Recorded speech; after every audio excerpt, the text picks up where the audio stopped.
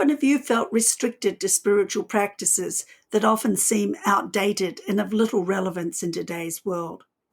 Are you discouraged to express your own creative talents and develop spiritual practices that are uniquely you? The Liturgical Rebels podcast is for people like you who want to reimagine and reconstruct their faith and spiritual practices. It's for those who want to reshape belief and journey closer to God's wholeness with peace, justice, and flourishing, not just for themselves, but for the earth and all its inhabitants.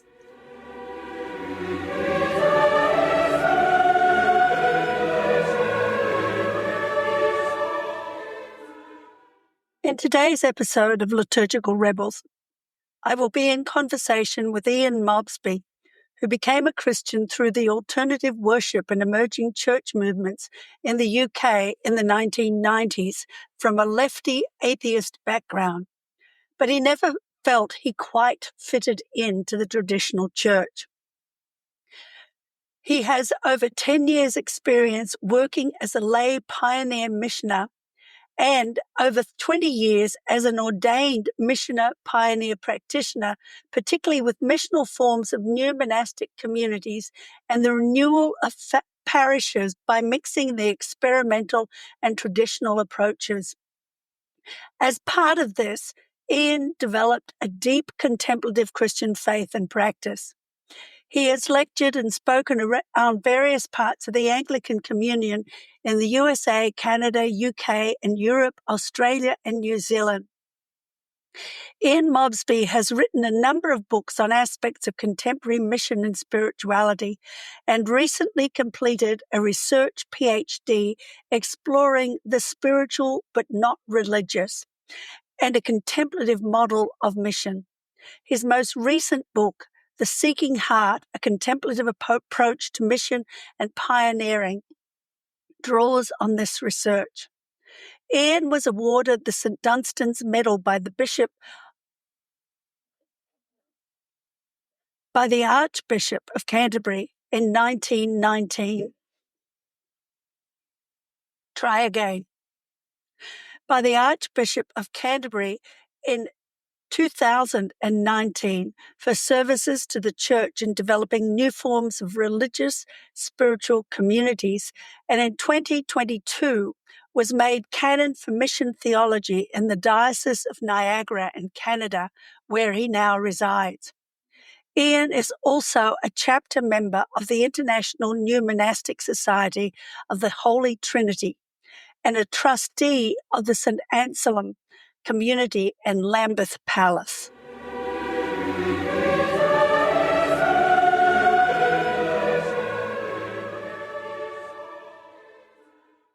And it's a delight to chat to you today. I was trying to figure out how long it is since I've last talked to you. I would think it's at least 20 years, if not more than that. I think. Sorry? Terrifying, but yes, I think that's right. Yes. The amazing thing is that we've kind of still kept in the background in touch with what each other's doing, which is rather nice.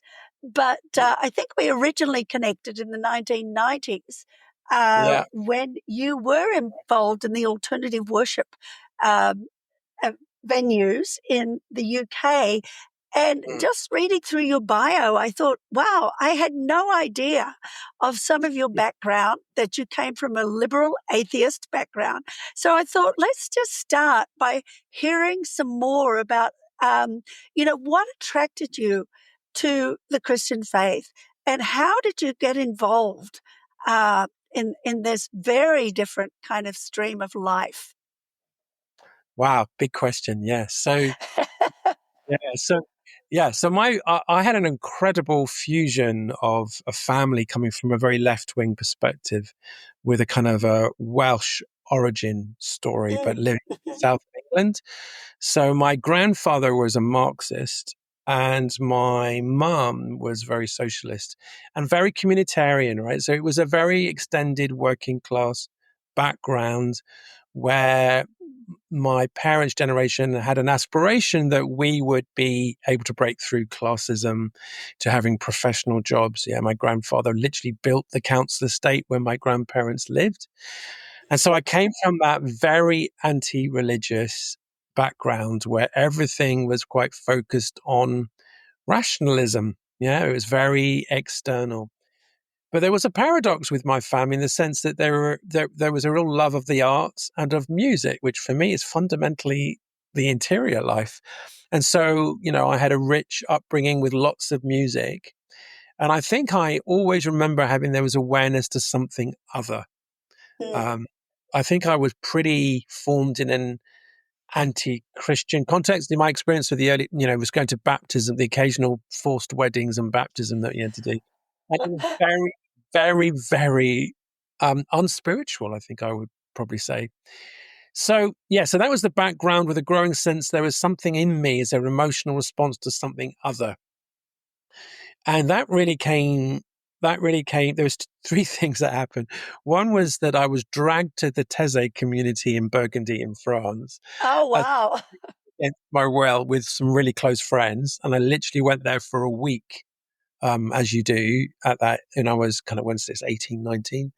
And then, so that was combined with then going to York to study to be an occupational therapist, where I was starting to have a bit of openness to Christianity. And then I encountered the alternative worship communities and some of the stuff coming out then out of St. Michael, the Belfry and Graham Cray and all that crowd. And there was so I moved. So that's when it opened up alternative worship.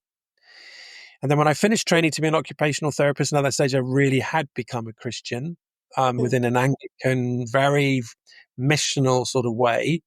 And then I came back to London for work and then tried to find something I could belong to. And it was quite difficult. The local parish church was a charismatic evangelical church, but they allowed us to set up an alternative worship community. And so that was the beginning, really. So I got very involved in that, ended up leading it as an alternative worship thing, and that emerged into an emerging church project. And then bizarrely, so I was working as an occupational therapist for a while. And then eventually, I just realized there was something of a greater call. And then bizarrely, that's a whole story in itself.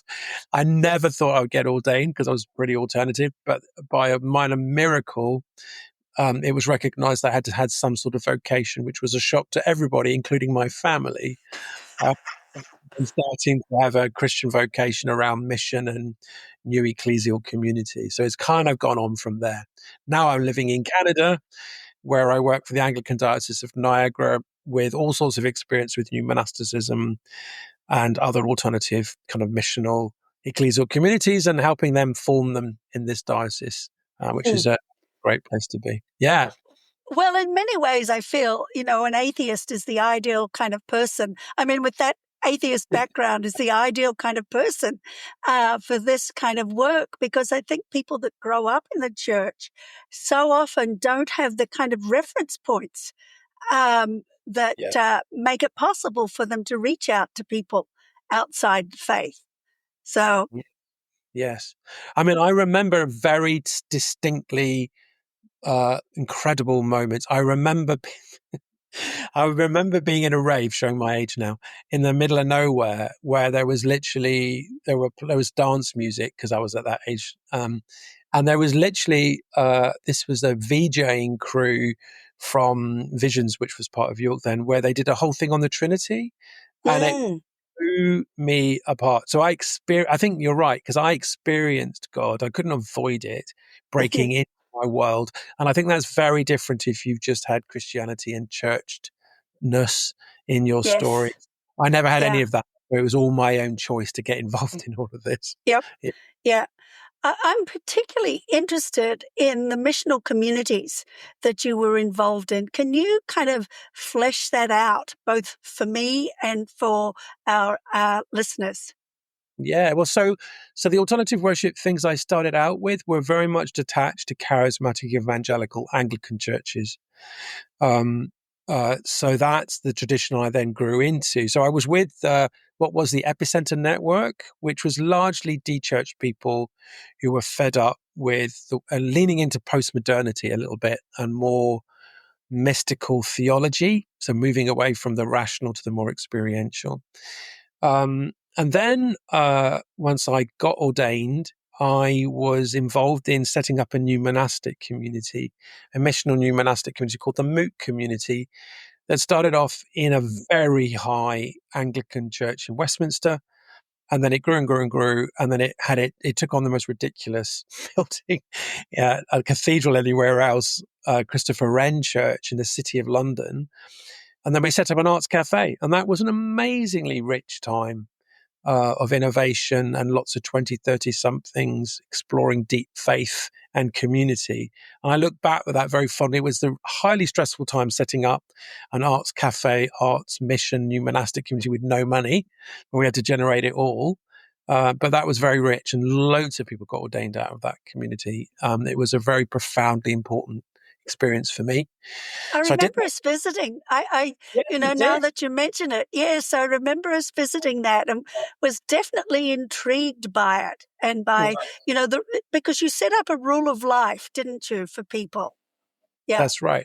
So people were living, it was like a dispersed community where people made seasonal promises. It was leaning very heavily into the contemplative, and then contemplative that drives you to action in like kind of Richard Rohr style.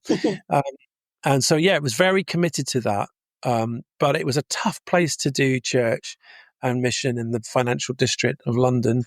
It was quite stark to do it there. So that was very rich. And I did that for 16 years and then eventually got burnt out. Mhm. Um, and then I moved to some of the kind of the richest place on the world to one of the poorest, which was to a North Peckham estate, which was a terrible, well, not terrible, but it was like a very tough place with huge amounts of gangs, lots of child deaths because of inter-gang knifing of young people. And that was again a parish. So that was my first experience of trying to do something mixed ecology, trying to do the traditional alongside the experimental. So I planted a small new monastic community in the context of a failing parish in a really tough place. And that turned it around. So I did that for 4 years. Mm.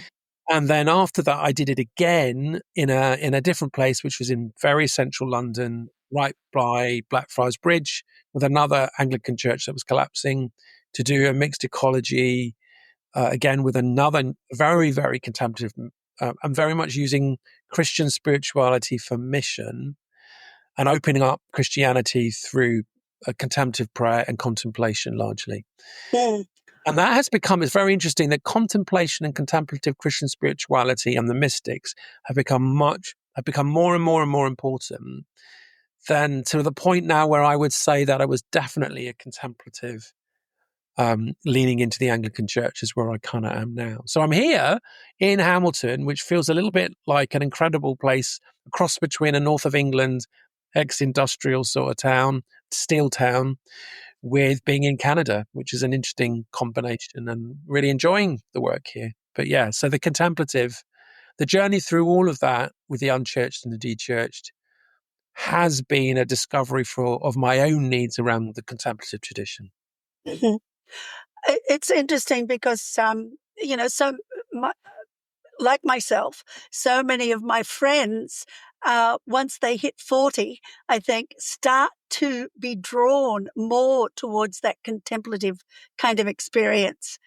I think that that's a kind of a journey. And it's interesting to me that it's not just really people within the church that seem to be drawn to that kind of experience, but it's people outside the church as well. Um, and I know this is a big question to ask, but do you have any sense of why that happens? So one of the things I did was to do a big PhD research project in this, because these are the big questions I had. And I think the result is, I think there's something about living in a globalized market society that's unrelenting, that is deeply wounding. I think Mm. it's deeply, deeply, and we live now in a culture of polycrisis, where there's so many difficulties and uncertainties, that I think what that does, it forces you to open up to the inner life, the inner landscape of what it means to be human. And I think if I look at my parents and my grandparents, there was no interior life. It was all external. It was survival, and it was ego, and it was success, which is the kind of full point of a market society. So I think lots of people are now desperately looking for spirituality and spiritual significance because they know that they're not okay and that the world is in a mess. Mm. And they're trying to, I think, trying to understand this interior life that Christianity has so much to say about. Ultimately, salvation and conversion, I think, is an inner experience of conversion, of the inner life and the inner pilgrimage. So, yes, I'm not surprised there are that's why I think lots of people call themselves spiritual, not religious, Yes. because they're trying to say that I'm recognizing this spiritual thing, but at the same time, I can't make sense of what's going on with all this religious stuff that goes on in Yes. churches because I can't access it because it's very, we've come out the Enlightenment. Cerebral. It Yeah. is. And our Mhm. churches are very in the Yeah. head rather Well, than the. well, and also so many people, here they talk about deconstructing faith, and I think it's the same kind of thing. They've had this intellectual kind of approach to faith, and particularly in today's environment, it just does not hold up at No, all. I agree. Um, yeah, it's fascinating, and I know because of course I grew up in the charismatic movement as well. Uh, really started to question it when I worked in refugee camps and poor communities in different parts of the world, and it's like, whoa, there's something wrong with the way I've learnt this stuff, and I've mentioned this before, but somebody lent, when I was working in the refugee camps in Thailand, somebody lent me one of Henry Nouwen's books. And it was actually going around our community because all of us were grappling with this. And, and the contemplative life it's like, wow, here's something we've never known. And here's something we've never been um, exposed to. But boy, is it important. So, and talking about that, your most recent book, The Seeking Heart, The Contemplative Approach to Mission and Pioneering, was recently published. And in it, you explore this more contemplative approach to mission. And you've kind of got a 7-step process. I think it's 7, isn't it? Yes. Yeah. Yeah. And I found that very interesting. Do you want to flesh that out for our Yeah. listeners? Yeah, because I think the word mission is understandably has a very bad Yes. reputation. Because Yes.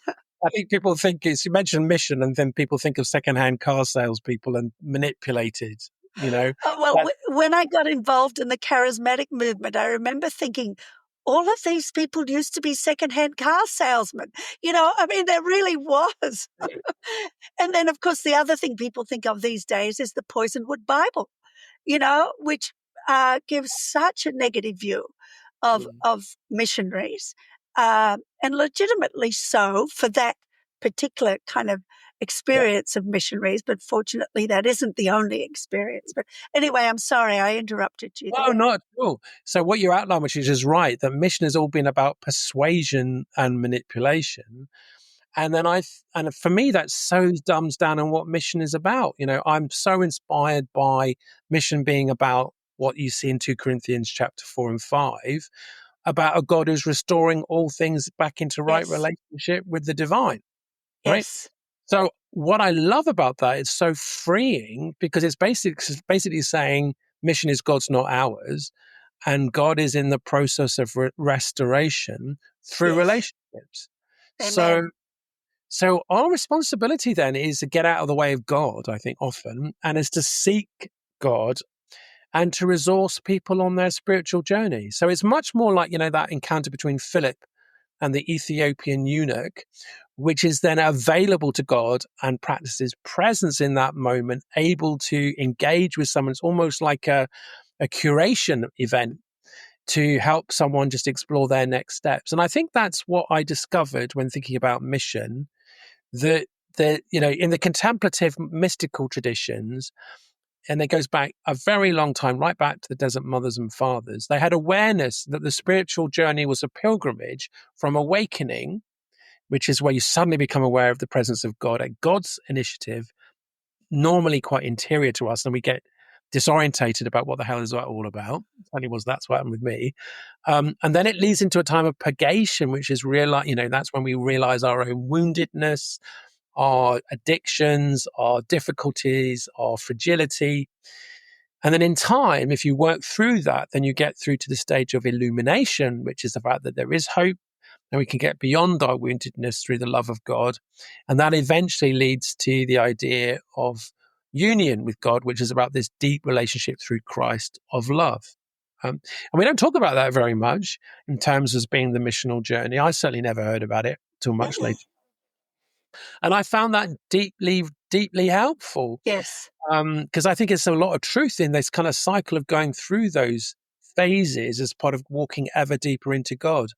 So theologically, I became very aware through doing the research is the idea that God's kenosis, God's pouring out God's love unconditionally into the world all the time. And that we are in this gap between God sustaining all life, that there's a deep relationship with all living forms, the very fact that we exist. And yet there is also this stage, kind of high connection and participation when we decide to be in Christ, to become Christian, that we have a deeper level of that. So I think then the missional journey goes from existence to this being in Christ as a pilgrimage, as God draws us through kenosis. And then what's theologically a bit dodgy in the West or a bit not understood is the idea of theosis. And I understand that to be that we can go ever deeper into a relationship with God as Trinity, where we join in with God, not as God, but we join in with God in prayer and catch up with what God is already doing in the world. So that has been transformative of my own faith. And I think it just really helps those who rightly don't see mission as just more bums on seats in a church service, right? It's got to be more than that. Yes. Well, and I like you said you mentioned it being cyclical, because Yeah. it's not as though we go through these steps and ta-da, we've arrived. We've just peeled off the first layer of the onion skin. And it's a constant lifelong process of going through these steps. And then we, get to that point where we feel, wow, we've reached God. And then sometimes it's like God shuts down or something, because God wants us to go deeper. And to go deeper, we've got to go through the recognition of wounds again. We've got to go through these steps, and we can't just kind of, again, I feel one of the problems with the Western worldview is this linear kind of look at the way things are. And I know that for me, working in the garden has been a fantastic revelation of the cyclical way that God works, not just in our world, but in our lives as well. What have you found? How do you kind of embrace that in people's lives? Because a lot of people do still have this very linear viewpoint. Well, I think there's something about an understanding contemplation. Yeah, I think people have very weird understandings of prayer. That's probably pretty stuff. Yes. Some people almost like prayer is uploading prayer requests, and apparently God just downloads all our needs. It just doesn't work like that. So it's getting back to prayer about being the encounter of God on God's terms, not ours, right? So it's learning all these practices. So I never really heard about the discipline of practice as a way of life. So that's been very important. And one of the joys of my work is that in the cathedral here, we facilitate a spiritual but not religious meditation group every Thursday. And we call it Meditation and Beer. And there's something like 150 members of the group. Oh, wow. And we have about 20, 30 people turn up every Thursday. So there's a beautiful space where, a generous space where, again, we give room for people to encounter God. And we use an adapted version of the John Main contemplative prayer method. And people find it deeply resourceful. and to be deeply thing.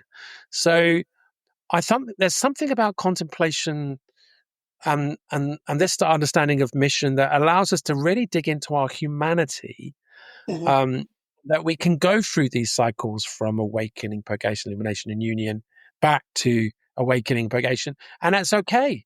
And secondly, I think there's also this tradition from the Desert Mothers and Fathers away from the idea of the cataphatic is where we experience God and, it's all fantastic. We feel the deep love of God and we feel great and filled. But there's also the apophatic tradition where God is always somewhat out of reach. Mhm. And Mhm. therefore, I think what's great about the contemplative tradition, it stops infantilizing us. I think so much about the church infantilizes people into somehow a benevolent daddy upstairs, and we've got to just be Mhm. good children downstairs. And I find it Yes. profoundly unhelpful. So I think all this, is what real Christianity is. Actually, I think I'm Yes. got big questions about some of the things I experienced earlier in my life around church as product, church as something to be sold consumeristically. I really don't think that helps at all. So We've yeah, taken on too many of the world's ways of doing things, I think. yes, yeah, I think that is definitely um, part of our problem. Um, it is interesting to me, though, that this kind of an approach appeals to atheists. Um, and as you were talking, I was thinking about the fact that the local Episcopal cathedral here, St. Mark's, does a big contemplative service on a Sunday evening. And a lot of the people that come would not call themselves religious at there you all. go. There you go. Yeah. I think we have to because I think we've got used to this binary that comes out of the Enlightenment and modernity, that people out there are all atheists or Christians. And the statistics in Canada are quite. So if you think about 100, so in Ontario, southern Ontario, if you think about 100 people, something like 35 of those would define themselves as spiritual, not religious. Hmm. That's a And I think That's, in much of North America now, there's huge numbers of these spiritual seekers, but often churches are not aware of it. yes. And it's an Yeah. opportunity, a massive opportunity, but the church needs to shift into that more contemplative, more mystical, more experiential way of being. If it keeps Mhm. being ahead, then it ain't going to relate, as you said.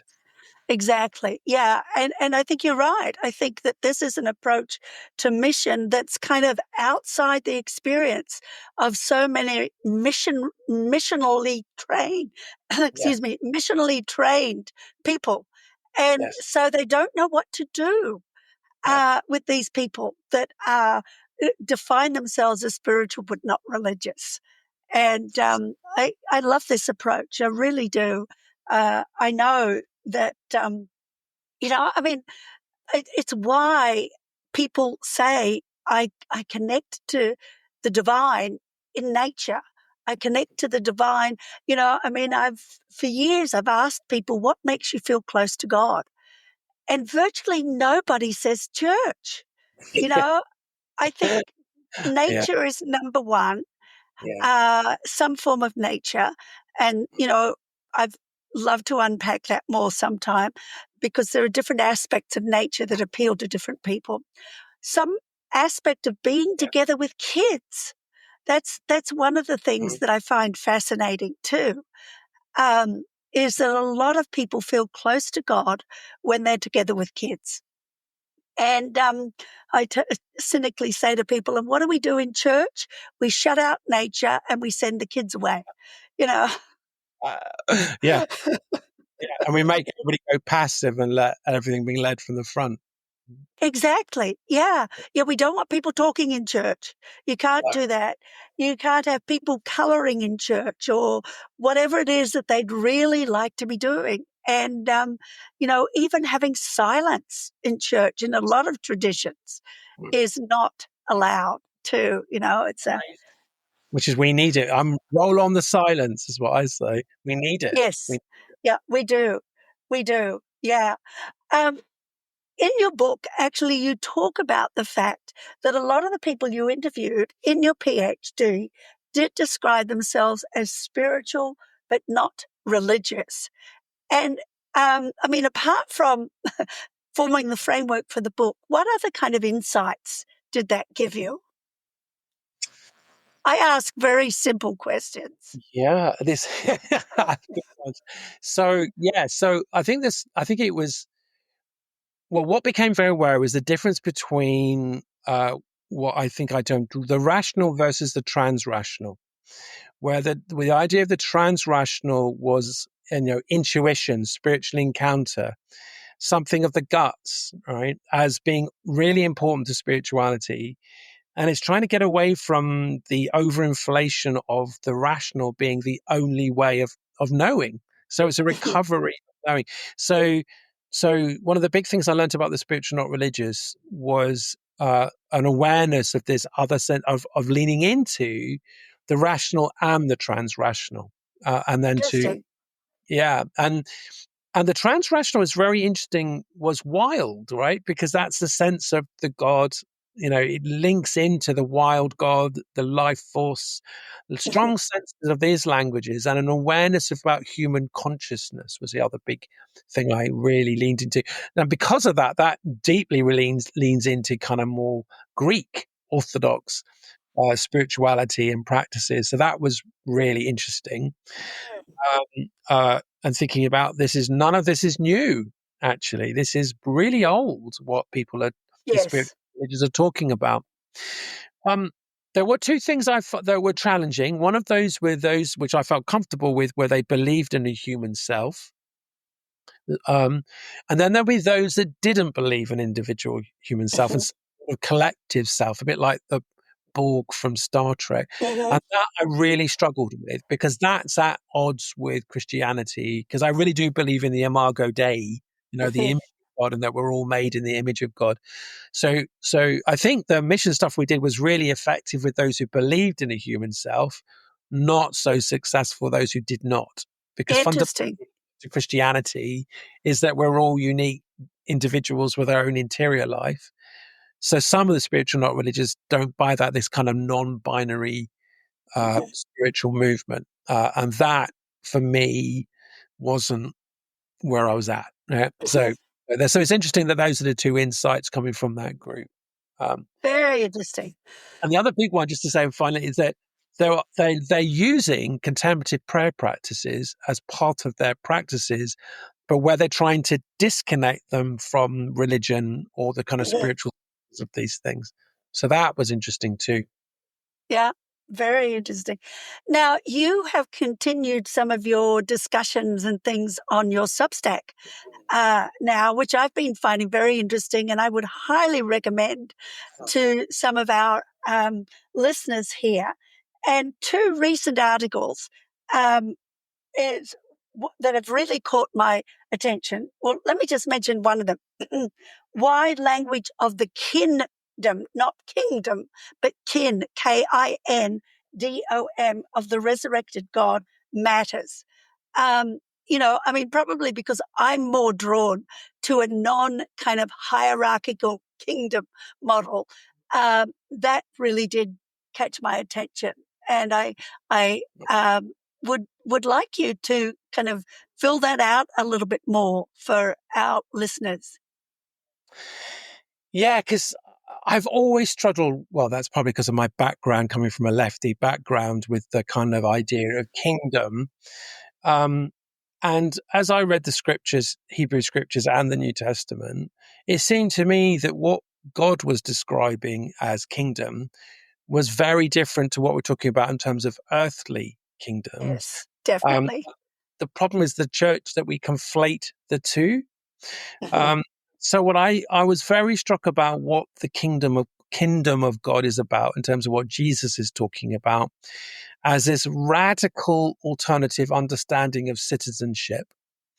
Um, and and I think in the early church got that, and I think sometimes because the church has somewhat leaned into the established order of power in the world, I think they've lost that early understanding, the radicalness. So I love the idea of ecclesia.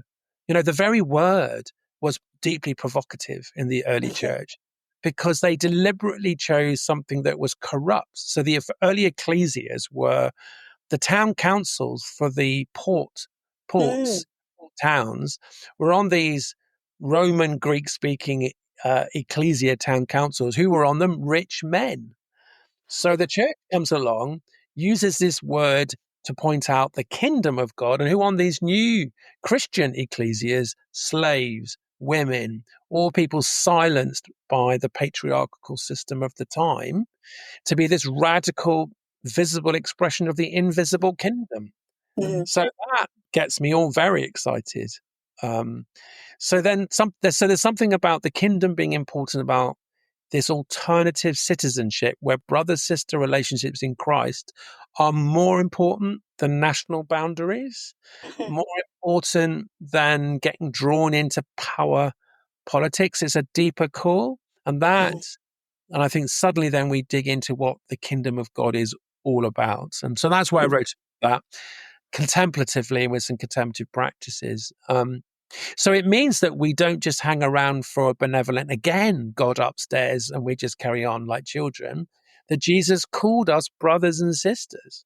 And that yes, means that comes with responsibility to live that way as fellow yes. citizens of the kingdom. So, Well, and it's interesting that he calls us brothers and sisters, yeah, uh, not sons and daughters. I mean, because sons and daughters is like, you know, yeah, parents up here and kids down here, but it's brothers and sisters. Or friends is the other term, of course, he uses. We go to a Mennonite church now, and I think part of what uh, attracted us to that is the theology that is much more of a egalitarian kind of theology rather than a hierarchical theology.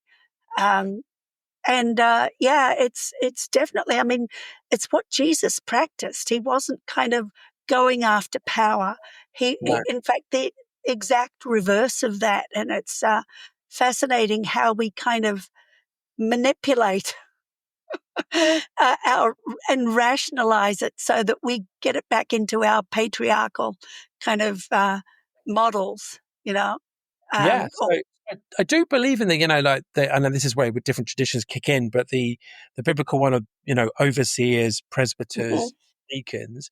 But, what we lose, and why I think the kingdom is really important, is that the overseers and bishops, in my context, are the servants that hold everything up, leaning on God. They're not some sort of prince sitting on a throne at the very. yes, yes, yeah, Yeah, so it's this different vocational calling of servantness and faithfulness to Jesus. That's what that means. It's not about being an alternative duke, as in my yes. context. No. Well, I Mm. think that um, I, uh, I feel that leadership in some ways it's not a position of power, it's a position of responsibility, which is a very different way of looking at it. And I think that's the way that Jesus very definitely looked at it. The servant who is responsible for enabling others. And I think to me, the highest call of leadership is enabling others to become who God intends them to be. Totally. Um, Mm. and, when we have a very hierarchical kind of model, that's not possible, uh, really, so it's an interesting one to look at. Um, one of the other one of the quotes from one of your posts, I think it was from the post, Wounded Power, Crucified Love, but a, a quote that I loved. Jesus dies not because he is weak, and it really kind of tells out of what we're just saying here, but because the world cannot bear the strength of a love that refuses to play by the rules. That to me was a mind blowing quote, beautiful quote. And I wonder if you can, help people to understand that little Mm. bit more. Yeah, Christian. For me. This is fundamental. I think every uh, gospel narrative has a slightly different understanding of Jesus. And what I was really blown away, because I've grown up with, the suffering Jesus, that was the stereotype, and the beating everybody up, and the God upstairs need to punish Jesus, and all this really weird bordering on dodgy theology. And and then you look at the Gospel of John, and I love the Passion story in the Gospel of John. It's a strong Jesus who Yes. went up to the cross as a strong expression of the Trinity, who then dies very quickly and then is resurrected. Now, I was going, what is going on? That's completely different from the other synoptic gospels, which are all about the suffering Jesus and, falling for the third time and da, da, da, da, da. And I realized that I think the thing that opened it up for me, the Gospel of John, where he's coming from, is that beautiful moment when Jesus is before Pilate and he says, I am not of this world. Now, in English, that sounds so weak, right? Mhm. If you look at what that says in Greek, so he's actually saying cosmos, I am not of your cosmos, where Mm. cosmos is domination system. So he Ah, is saying, I am not, he's saying it to a representative of the Roman Empire, I am not of your domination system. So wow. that opened it up for me. And that's okay. Now I get you, John, what you're talking about. And there's a very different understanding of what the crucifixion and resurrection is a Jesus who is breaking down all that is an obstacle to the reality of God in systems and in powers, rather than an upstairs God needing to be broken. So that's, we cause Jesus to be on the cross in our systems and in institutional Mhm. use, not of God. See what I mean? So that is almost like a holy disruption that Jesus is about. So that's where that quote came from. I Because I love think, that. yeah, so God doesn't need Jesus to be beaten up, No. but Jesus went through a system of challenging even all the stuff that's going on now, particularly in your part of the world, in terms of politics, and where Jesus absolutely challenges all those abuses Yes. and put right. So that changed everything for me to realize that. That's wonderful. And And what a wonderful place to kind of end our talk, because I think all of this revolves around the love of God. And I think that, part of what came out in your book, The Seeking Heart, for me was the sense of a God of love who kind of draws all of us closer in different ways and at different times. So, any last words for us here as we close? well, I think, yeah, lean into the contemplative because it can be incredibly exciting, and I think it really helps us to live with resilience in a world in chaos. And I think for Mm, me that's absolutely critical for my own flourishing. And so I hope that all my writing and all that, and that that Substack is a prayer response for me, is an act of prayer yes. writing this. And it's a way of life that I think as Christians we're only rediscovering, and I think we need to dig more with it. Wonderful. Wonderful. Thank you so much. This has just been very enlightening, I think, for everybody. In today's episode of Liturgical Rebels, I was in conversation with Ian Mobsby. In this engaging conversation, Ian shared his transformative journey from a liberal atheist background to embracing the Christian faith. He discussed his involvement in alternative worship and missional communities, emphasizing the importance of building relationships and fostering spiritual journeys. The conversation delved into the rise of contemplative spirituality, highlighting its appeal to both churchgoers and those outside the faith. Ian presented a contemplative approach to mission, focusing on God's work of restoration rather than human manipulation. We also explored the cyclical nature of spiritual growth, along with the significance of community and prayer in deepening one's relationship with God. In this conversation, Ian Mobsby and I explored the transformative power of the contemplative tradition in Christianity, discussing how it can help individuals move beyond a simplistic understanding of faith. We delved into the concept of being spiritual but not religious, the importance of nature in spiritual experiences, and the need for a shift from traditional hierarchical models of church leadership to a more community-oriented approach. The discussion also touched on the radical nature of Jesus' teachings and the implications for contemporary faith practices. In the next episode, I will be in conversation with James Amerden, the Executive Director of Circlewood. I am excited to be joined by my husband, Tom Syne, who will co-host this session, discussing the history of the land on Camino Island, which he purchased in 1989 as part of Mustard Seed Associates. Our desire was to develop a place of sustainable ecological learning with a Celtic flavour. This vision has now become Circlewood Village under James Amerden's leadership. James' desire to integrate faith and ecology led him to assume the leadership of Circlewood in 2017. As the executive director, James guides the mission to accelerate the greening of faith through creative and global media, including the Earthkeepers podcast and the Ecological Disciple online journal. Immersive education like the Journey of Ecological Discipleship Leadership Cohort and the development of Circlewood Village, which is becoming a sustainable learning centre on Camino Island. James is ordained in the Covenant Church and was raised in the great North Woods of New Hampshire, but has called the Pacific Northwest home since 2007. I am Christine Syne, the author of Celtic Advent Following an Unfamiliar Path and The Gift of Wonder. My other books include Digging Deeper, The Art of Contemplative Gardening, and To Garden with God. I also write regularly on Substack. If you enjoyed this episode, don't forget to hit like and subscribe to the podcast. Please also share it with your friends or join me on Substack, Instagram, or Facebook.